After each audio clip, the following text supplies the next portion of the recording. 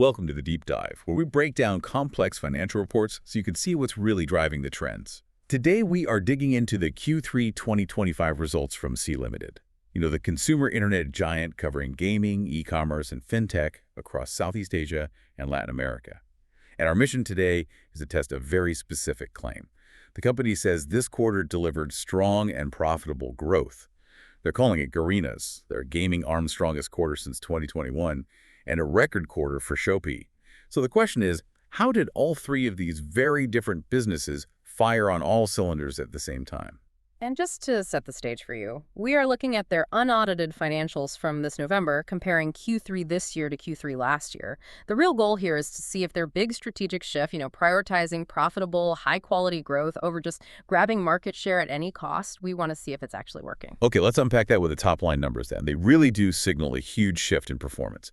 Total GAAP revenue hit US $6.0 billion. That's a jump of 38.3% year over year. And that 38% growth is strong, but honestly, the story gets way more interesting when you look at how much of that cash they actually held on to.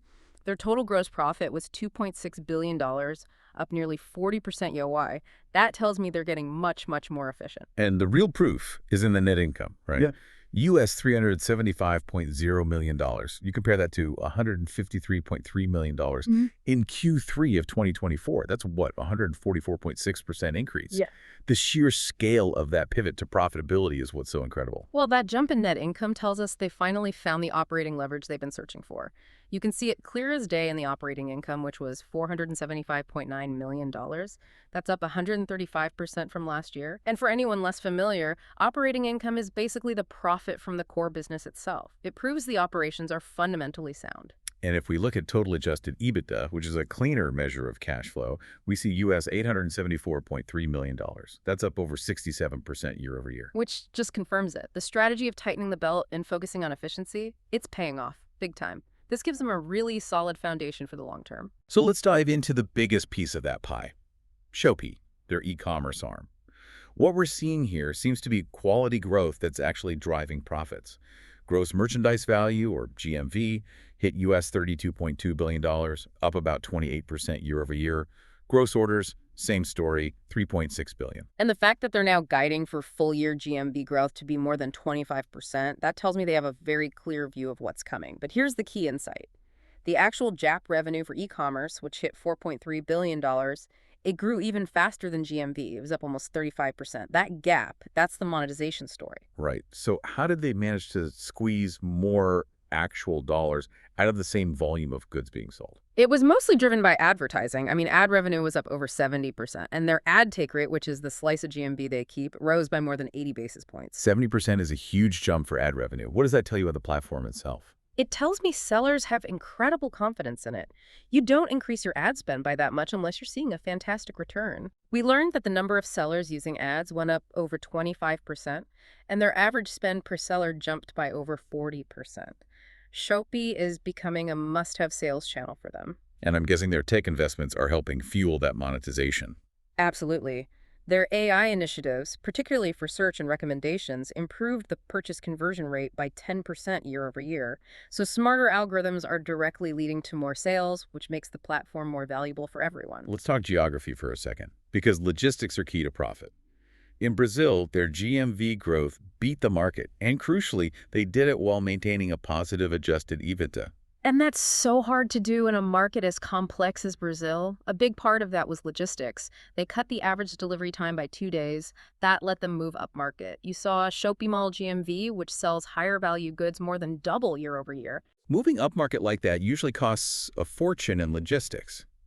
How are they managing to stay profitable while chasing those premium buyers?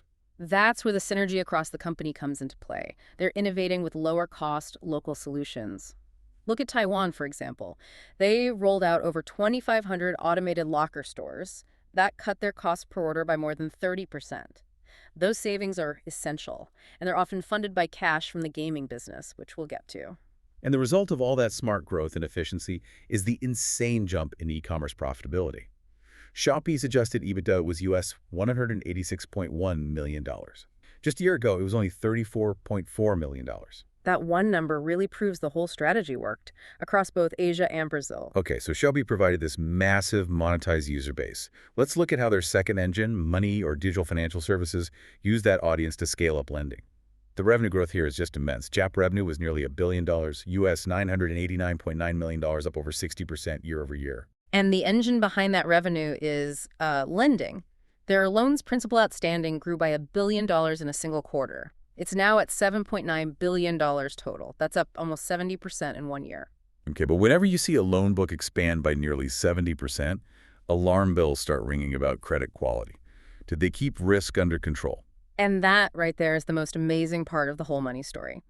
Despite adding more than 5 million first-time borrowers, their NPL 90+ ratio, that's loans overdue by 90 days or more, it stayed stable at a very, very low 1.1%. Wow. Maintaining that kind of stability with that kind of growth it's incredibly difficult. What does that 1.1% tell you about their credit scoring model? It implies their model, which leans heavily on Shopee user data and buying patterns, is performing exceptionally well. It's a proof that the synergy is real. The e-commerce platform generates the data that lets the financial services platform lend money safely, and that stability allowed them to expand everywhere. The loan book in Thailand is over $2 billion now, and in Brazil, it more than tripled year over year. And it looks like Money is even starting to step outside of the Shopee ecosystem itself.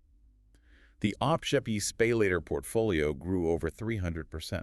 That's right. It's still a small piece of the pie, less than 10% of the total loan book, but it's growing fast. The fact that personal cash loans in Brazil grew almost 50% quarter over quarter, it shows they're finding new ways to scale beyond just their own marketplace. All right, let's pivot to the third engine, digital entertainment, or Garena. This is the high-margin cash cow for the whole company, and it delivered, as they said, its strongest quarter since 2021. It was a huge comeback, no question. It really validated their whole IP strategy. Bookings hit US $840.7 million, up 51% year over year. And because the segment has such high margin, that translated directly into adjusted EBITDA of $465.9 million. That's the cash that helps fund all those improvements we talked about in Shopee. And you can see the recovery not just in the money, but in user engagement. Quarterly active users were up to 670.8 million. Exactly. But the really critical metrics are about spending. Quarterly paying users surged by over 31% to hit almost 66 million. This means the paying user ratio jumped from 8.0% to 9.8%. So more users are paying, and they're paying more. Average bookings per user soared from 89 cents $1 to 25 cents. And the reports credit these huge IP collaborations around their main game, Free Fire, for driving all this. Oh, absolutely. The campaigns were just brilliant. Their Squid Game collaboration, Yeah. the red light, green light mode was played over 300 million times in this quarter alone. 300 million times. That just puts the sheer scale of the gaming audience in that region into perspective. It really does. And then they followed it up with their own IP. The Naruto Shippuden Chapter 2 campaign actually did better than the first one in both engagement and revenue. Plus, they branched out. They launched EA Sports FC Mobile in Vietnam, and it immediately became the most downloaded mobile game in the country. So, wrapping this all up, what does it mean for you, the learner? The real story this quarter is that synergy between the three businesses. It's not just a theory anymore, it's proven. Shopee generates this huge user base and the data. Money uses that data to scale its lending business safely and profitably.